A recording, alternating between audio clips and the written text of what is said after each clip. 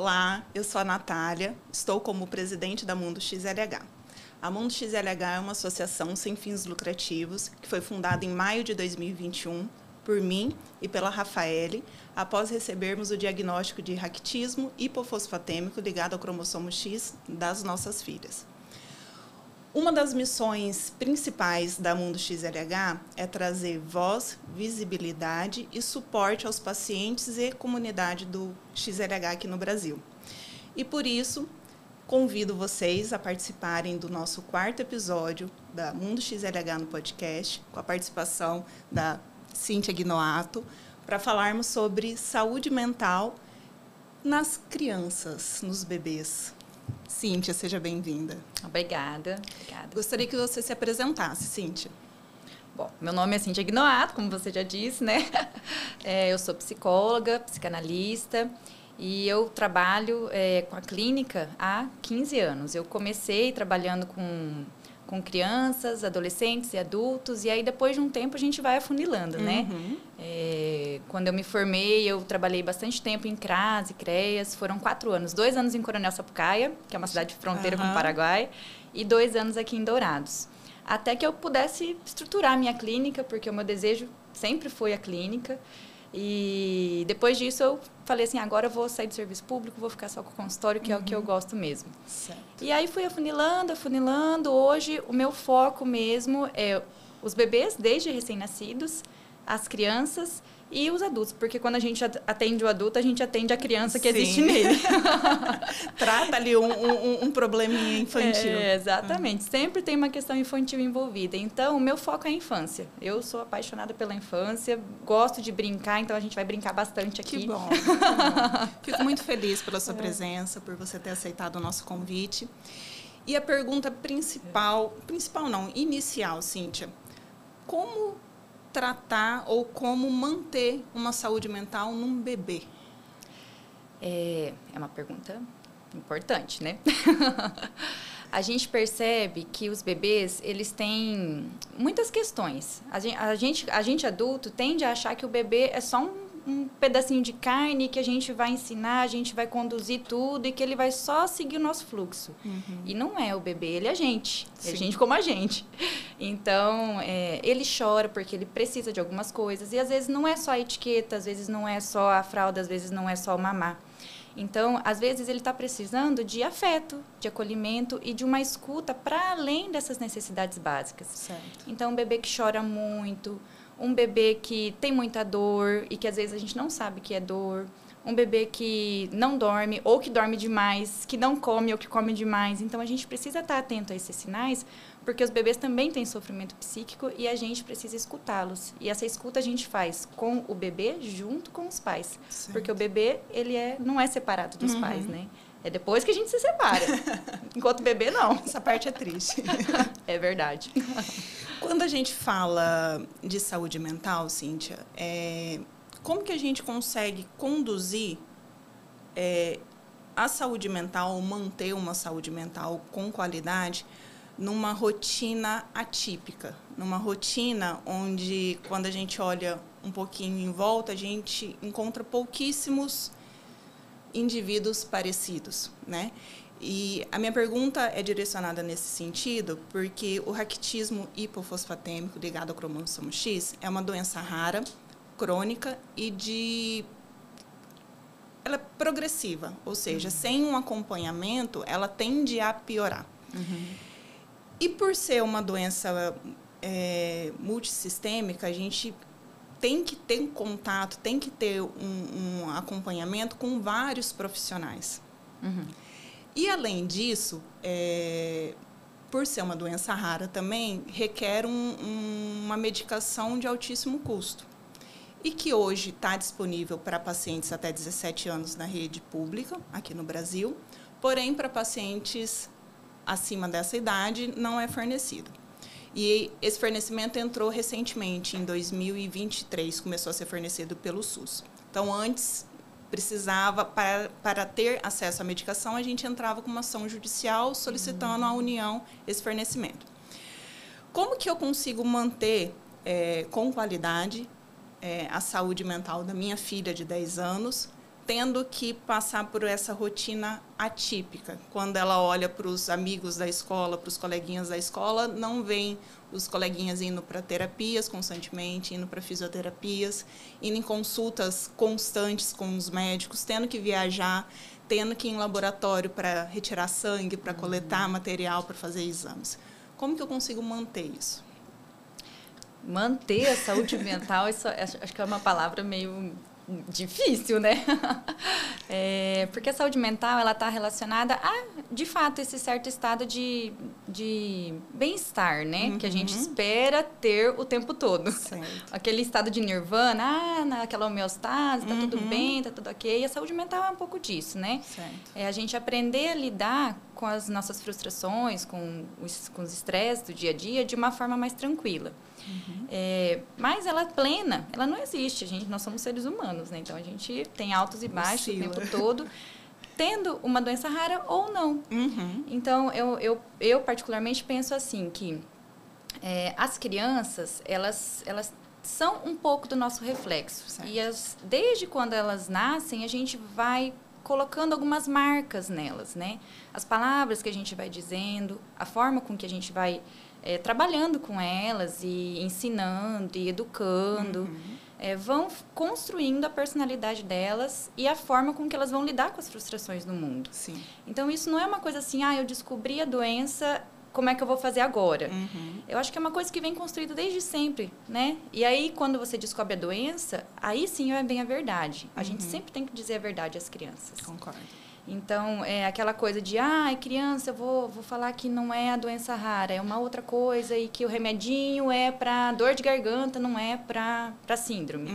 Não, a gente tem que dizer a verdade. A criança tem que saber o que é que ela está passando, qual é o processo que ela vai precisar fazer para poder ter uma vida mais saudável, fisicamente. E, a partir disso, a gente utilizar toda uma rede de palavras, de acolhimento, de afeto, para poder ajudar ela a enfrentar esse turbilhão que ela vai passar. Sim. Né? Mas essas palavras são coisas que são construídas desde pequenininho, que a criança caiu, né? Aí, em vez da gente ir lá e dizer, nossa, como você é desastrado, meu filho, né? A gente diz, vem cá, vamos encarar ajuda, juntas, né? Vamos lá, vamos levantar, e se cair de novo, levanta de novo, vamos junto. Sim. Então, são coisas que são construídas desde pequenininho. Então, isso que nós somos hoje, enquanto adultos, são reflexos da nossa infância. Então, é desde sempre, né? E eu percebo, Cíntia, a Cecília, a gente fechou o diagnóstico dela com 1 ano e 9 meses. Então, desde essa época, já tinha-se a rotina de consultas médicas, viagens para encontrar médicos, sessões de fisioterapia. No início, ela fazia 3 sessões de fisioterapia na semana. Então, era uma rotina cansativa para a gente, né? E principalmente para um bebê de 2 anos que acordava às 6 horas da manhã no inverno, colocava touca, colocava luva para ir lá fazer exercício, para ficarem... né, esticando, puxando, orientando a como andar e tal. E eu percebo que, falando da Cecília, a Cecília é muito colaborativa com o tratamento. Né? Ela sempre foi muito colaborativa. Nunca reclamou? Claro que reclamou. Claro que, eu não quero, durante uma sessão não fazer do jeito que poderia estar fazendo os exercícios, de reclamar de quando entra na clínica e começar a chorar porque não quer. Mas, de modo geral, ela sempre foi muito colaborativa com o tratamento. E eu percebo que isso é um dos pilares principais para o sucesso do tratamento dela. Né? Enquanto associação, a gente encontra outras famílias que a gente percebe que nem todas são igual o que acontece dentro da minha casa. E aí eu percebo que a condução de um pai e de uma mãe, não vai andar de skate porque senão você vai cair, vai se machucar porque você tem uma doença rara. Não pode brincar lá no parquinho porque tem uma doença rara. Não pode subir não sei onde porque... Isso, eu acho que prejudica, concordo com o que você falou, prejudica muito no desenvolvimento da criança e principalmente nessa colaboração do tratamento. Hoje, quando olham a Cecília brincando em parquinhos, andando de bicicleta, andando de skate, andando de patins, subindo e descendo, eu falo, gente, você não tem medo? Eu morro de medo, Cíntia. Eu tenho um plano assim, um plano de guerra caso ela caia e quebre uma perna. Eu sei exatamente o que eu tenho que fazer, porque eu sei que aqui onde estamos não vou conseguir ser atendida. Então, eu sei como que eu vou pegar o carro, eu sei como que eu vou fazer o primeiro socorro, eu sei para quem que eu vou ligar. Então, eu morro de medo. Gostaria muito de deixar ela guardadinha dentro de uma redoma de vidro, imune a todo o mal que possa acontecer com ela. Mas eu penso muito nisso daqui lá na frente, né? Porque eu não vou conseguir estar com ela para sempre. E hoje o que a gente precisa fazer eu acho que o principal é mostrar até onde ela pode ir. Elas têm que saber até onde ela pode ir. Porque lá na frente, quando ela precisar tomar uma decisão e eu não estiver do lado, ela sabe como conduzir, né? Então, enfim, a saúde mental atrelada à doença rara é uma caixinha de surpresas que ora está muito legal e ora não está. E proteger a criança, proteger um bebê, proteger a criança dos nossos sentimentos é muito difícil, né? Mas que a gente precisa fazer justamente para não deixar uma marca que é nossa nele e prejudicá-los, né? Então, o que você orienta a como a gente pode conduzir melhor? Quais são as dicas que a gente poderia estar passando para os pais, para os cuidadores? Quando a gente escuta assim, não deixa porque vai se machucar. Eu sempre falo, gente, ela é uma criança de 10 anos e ela sabe até onde ela pode ir. E, às vezes, soa de uma maneira muito grossa, soa de uma maneira que as pessoas que estão escutando, é louca, peraí. Como que a gente pode orientar a sociedade a entender e a receber esse posicionamento nosso e o principal, colocando como centro da atenção as crianças pensando lá na frente? Pergunta, hein? Vamos lá. Eu acho assim que você tem total razão quando você fala assim, eu achei muito bonito quando você disse que você confia, você está lá segurando, tem todo um amparo caso alguma coisa aconteça, mas você deixa que a Cecília vá. E é esse o caminho mesmo. A gente tem aquela tendência, enquanto pais, de querer criar o filho numa bolha para que ele não se machuque, a gente não quer que ele sofra.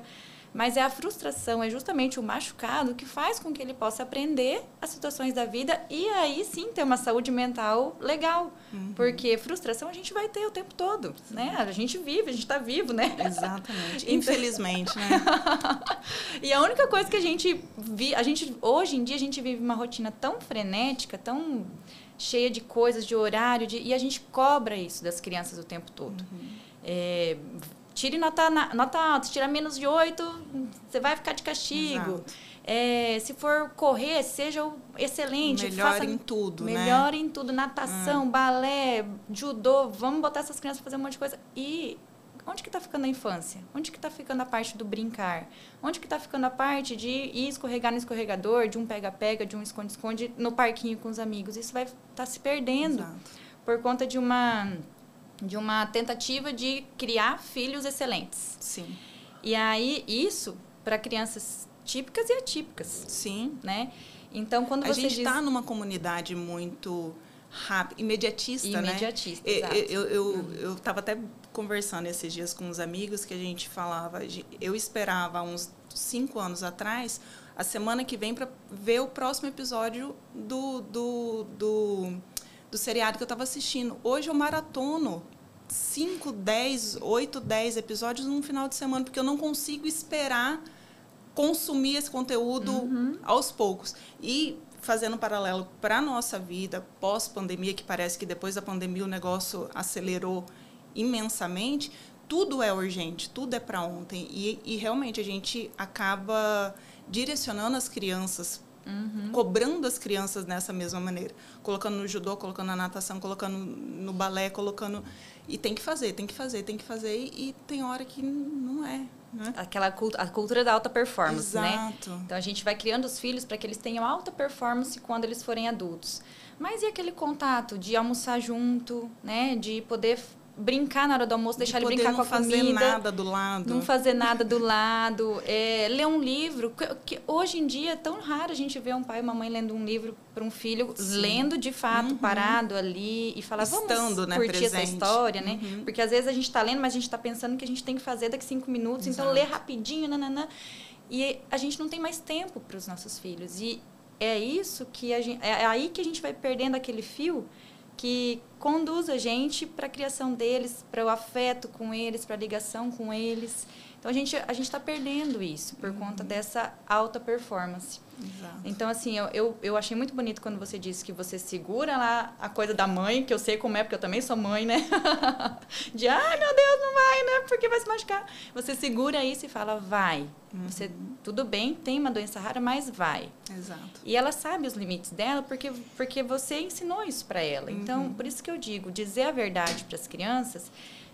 Ah, vou dizer a verdade para uma criança de 10 anos? Ok. Vou dizer uma verdade para uma criança de 5 anos? Também. Vou dizer uma verdade, a verdade para um bebê? Também. Porque o bebê entende, a criança pequena entende, eles têm total condição de compreender o corpo, afinal de contas, o corpo é deles. Se a doença rara está neles. Exato. Então, se tem alguém que sabe o que está acontecendo, é eles. A gente só precisa traduzir em palavras para que eles possam aí começar a assimilar. Da realidade deles, né? Isso. Claro que a gente vai usar uma linguagem adequada para a idade, mas a gente vai dizer a verdade. Porque quando eles sabem do que eles estão passando, traduzido em palavras aquilo que eles estão sentindo no corpo, eles vão encontrar estratégias para poder lidar com aquilo de, eu vou correr, mas eu não posso correr tanto, mas eu vou correr. E aí isso é saúde mental, é dizer, eu vou correr. Até tal ponto, mas eu vou. Conhecer, né, os seus limites e trazendo para uma constância, eu acho. Cíntia. A gente adulto, é o adulto que conduz isso para a criança, né? Eu acho que isso é ponto, né? Exatamente isso que eu ia comentar agora. Conforme a gente já falou, a gente, enquanto adulto, enquanto cuidador, enquanto pai e mãe, a gente tem que tomar muito cuidado a forma que a gente reage. Eu falo até assim, a minha mãe fala, não fala que ali no escuro tem bicho, porque é um medo que você está colocando sem necessidade. Para que você está falando isso? Só para a criança não ir ali, só fala, não vai. Ponto final. E isso acontece na rotina com crianças típicas e com crianças atípicas vem esses questionamentos além. Vou colocar uma situação que aconteceu comigo, com a Cecília, que eu sempre gosto de pontuar, e aí eu vou colocar e eu gostaria que você me falasse qual seria a reação mais adequada, e depois eu coloco como eu reagi. Ai, tá me colocando sinuca de bico aí. A Cecília, como eu disse, fazia fisioterapia desde muito pequenininha, desde o início ali de diagnóstico. E as sessões eram no início das manhãs, às segundas, quartas e sextas. Então, a gente saía de casa umas 6h30 da manhã, chegava na clínica umas 7 horas, das 7 às 8, ela estava na fisioterapia. Dourados, inverno de Dourados. Dourados faz um calor de 50 graus, mas também tem um inverno de -10. E um inverno lá com ela, com uns 3 anos mais ou menos, uns quase 4 anos. Um parêntese. Com 3 anos, a Cecília fez a primeira cirurgia na perninha dela. A perninha dela era arqueada, que é uma das características do XLH. E com esse arqueamento, ela estava tendo muita dificuldade na mobilidade. Então, com a junta médica, decidimos colocar uma plaquinha no joelho, na parte de fora do joelho, para não deixar mais entortar e aí voltar a alinhar as perninhas. Cirurgia aparentemente tranquila, tem corte, tem pino, tem parafuso, né? Mas de recuperação, ela teve uma recuperação muito tranquila. Voltando lá para o inverno, indo para a sessão de fisioterapia, ela na cadeirinha, amarrada, com touca, com coberta, um frio de lascar, eu dirigindo no carro, aí ela fala, mamãe, aí eu olho ela no retrovisor, oi, filha. Você pode ligar para o Dr. Mauro? O Dr. Mauro é o ortopedista que fez a cirurgia dela, nas pernas. Eu falei, mas o que você quer falar com o Dr. Mauro 7 horas da manhã, filha? E Ah, mas a criança de 3 anos lembra o nome do médico? A Cecília lembra o nome de todos os médicos, ela tem um contato, ela sabe. Quando eu falo, olha, vamos na doutora Letícia, vamos na doutora Maria Lucia, ela sabe exatamente quem que é. Então, ela lembra, assim. O que você quer falar com o doutor Mauro, Cecília? Está muito cedo, o doutor Mauro está dormindo. Ah, eu quero ligar para ele para saber se ele pode cortar as minhas pernas. Ponto. Qual é a reação que eu deveria mais adequada ter tomado? Acho que... Eu digo acho porque eu não tenho certeza, não. Mas eu acho que a primeira coisa que a gente tem que fazer é escutar, né? Desenvolver isso.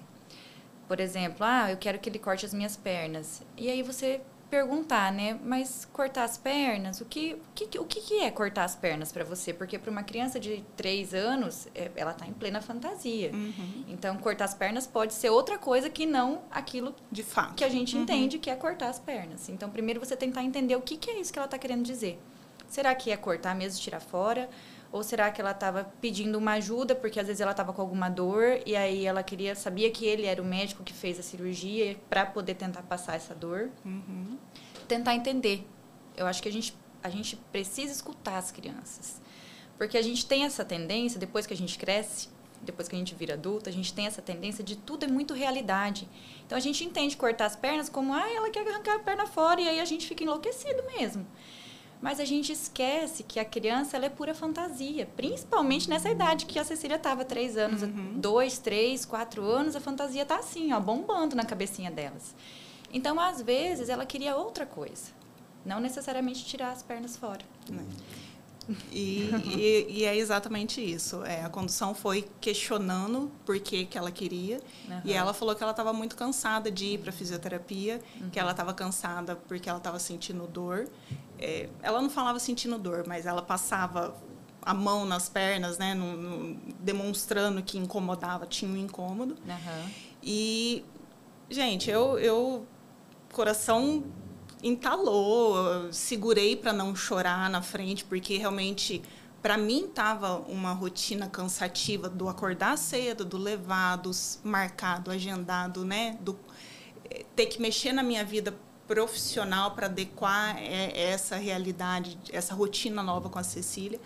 E aí eu respondi para ela, falei, não, a gente pode ligar assim para o Dr. Mauro, a gente vai conversar com o Dr. Mauro para ele ajudar a gente a melhorar, para que você não sinta tanta dor, você não sinta esse incômodo, mas a mamãe está aqui do teu lado e a gente vai continuar fazendo fisioterapia porque é melhor para você. E ela, como se não tivesse acontecido mais nada, como se não tivesse falado, quase arrancado o coração da mãe dela, uma simples pergunta, falou, então tá. Chegamos na Fisio, eu acho que foi uma das melhores sessões que ela Olha aí, ajudou, colaborou, não reclamou, fez o que precisava fazer. Então, eu gosto de trazer... Porque você escutou ela. Exatamente. Né? E o escutar, eu até vi um dos vídeos que você postou na sua rede social, Cíntia, que conversar na altura, né? Conversar, dar a importância devida para a criança, escutar de fato o que está querendo ser colocado. E isso eu acho que é um ponto principal, é uma necessidade de nós, pais, cuidadores, quando tratamos com crianças. Não é só do nosso jeito, não é só da nossa realidade, né? Não é só do jeito que a gente está vivendo. Até um ponto que a Cecília sempre fala, o XLH entrou na minha família por mutação espontânea na Cecília. Então, não é herança, mesmo sendo uma doença genética, ela não herdou nem de mim, nem do pai. Então, por ser uma mutação espontânea, passa a fazer parte a partir de agora.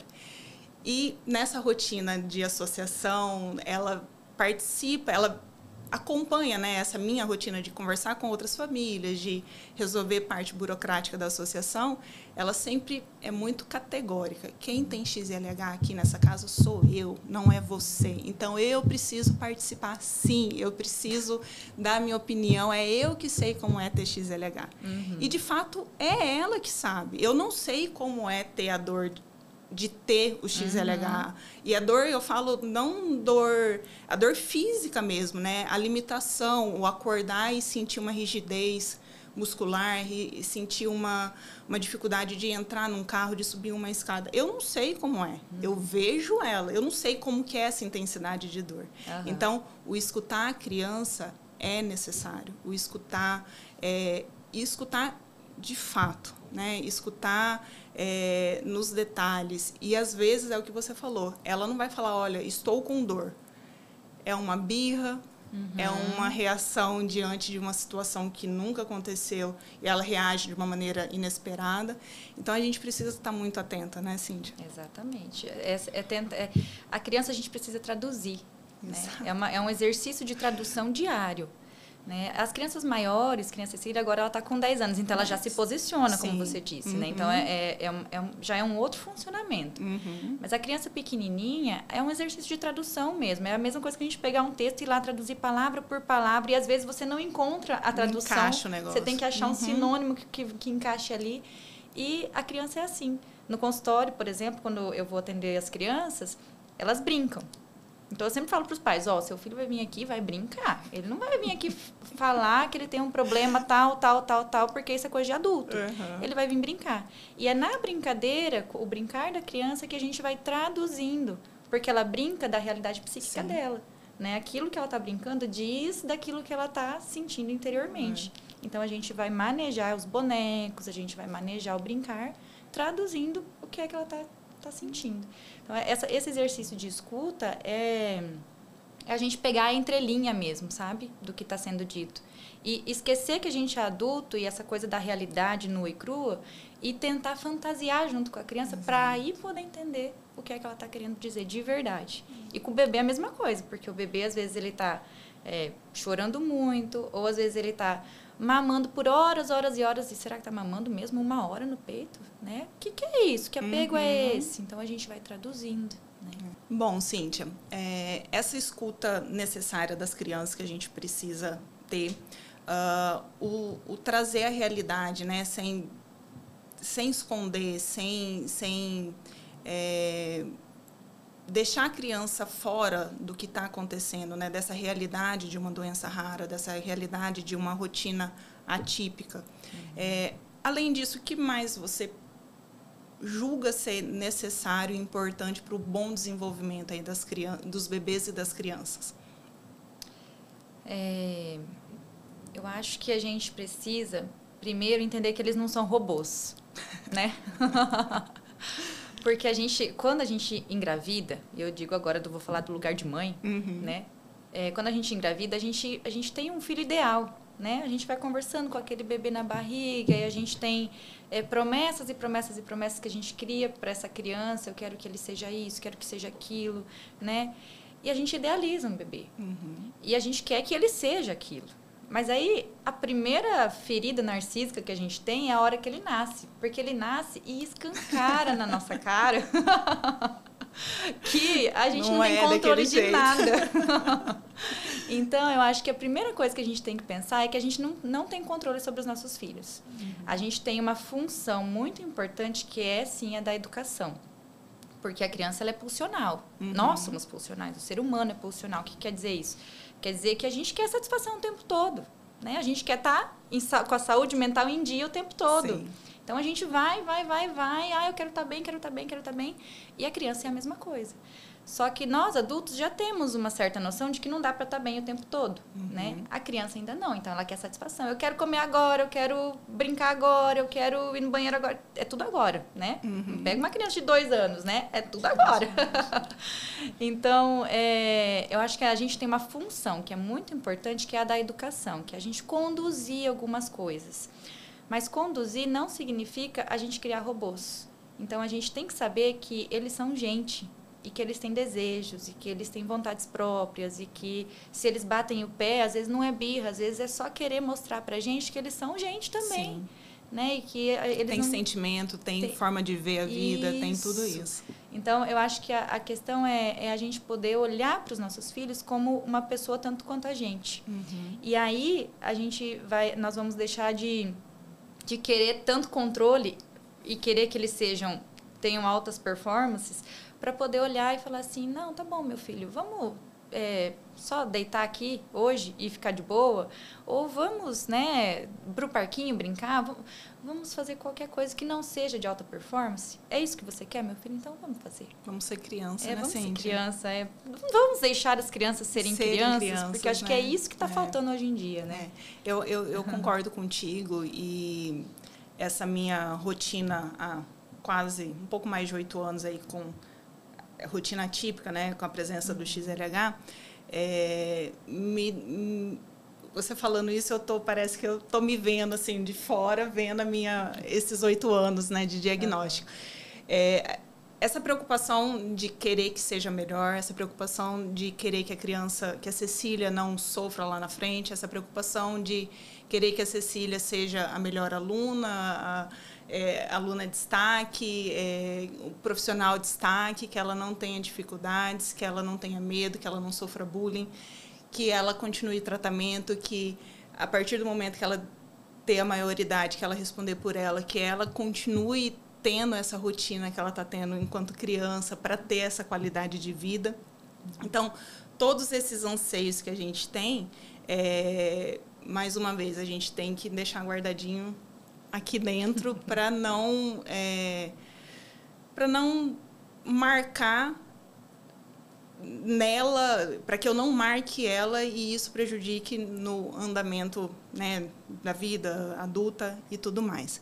Então, eu quero agradecer a sua presença, Cíntia. Gostaria de deixar aberto aqui o espaço para caso tenha algo a ser complementado do assunto.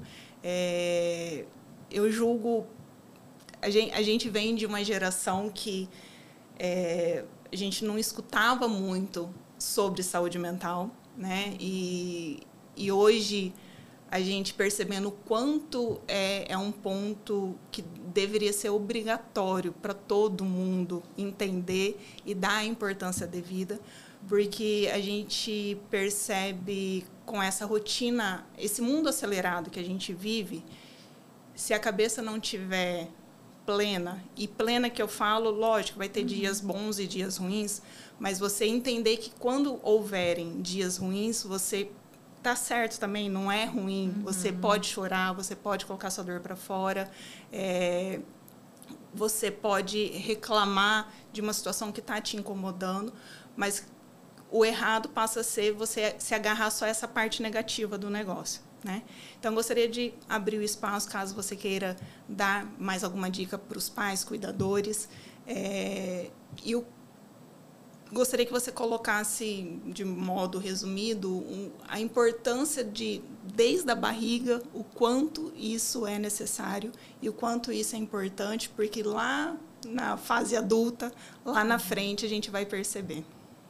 Eu penso que nós precisamos estar atentos desde a gestação. Então, nós, a mãe, o pai, a família como um todo, né?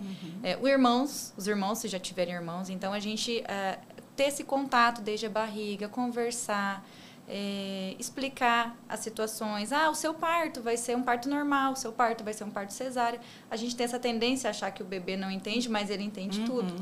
E com a criança pequena, a mesma coisa. A gente poder ir fazendo esse vínculo afetivo de dizer as coisas que eles estão passando. E no caso de uma doença rara diagnosticada, a gente poder já ter essa base, nós, enquanto pais, né, o pai, a mãe, a família, poder ter esse vínculo já estruturado para poder ter essa bagagem de chegar na criança e dizer, tem uma tempestade vindo por aí. E a gente vai passar por ela juntos. Então, acho que isso é construído desde a gestação. Esse vínculo afetivo é construído desde a gestação. Sim. E o pai e a mãe sempre vão saber o que fazer. Aquele instinto, né? Instinto materno não existe, mas a gente aprende a ser mãe e a ser pai.